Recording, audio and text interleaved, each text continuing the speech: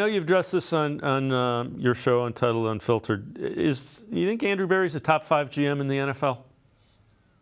Look, I would say this. The Browns look a lot more like the people we always compare them to than the team that they've been pre-2018, right? You look at this roster, and Dave, I think the key reason why this is a team that can win through all of this circumstance and win through everything not going well is because you look at this roster and how many of these guys been on the same team since 2018 with each other.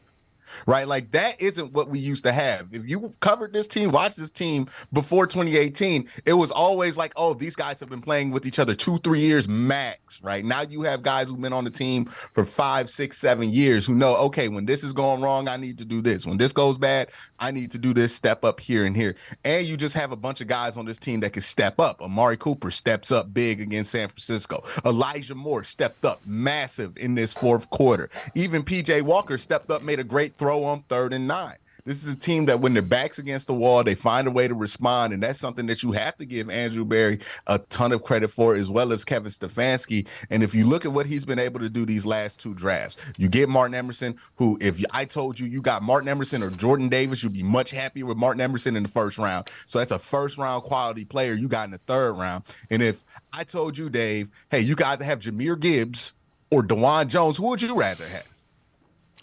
Rather have DeJuan Jones, right? So look, you lost those first round picks by trading for Watson, but you've gotten them back. That's elite GMing right there, right? Like you're not even missing those first round picks from trading Watson because of the talent you've been able to get in the 3rd and 4th round from this team. And Elijah Moore, somebody you traded a 2nd round pick for and then got a 3rd round pick in Cedric Tillman in. And we'll see what he develops into.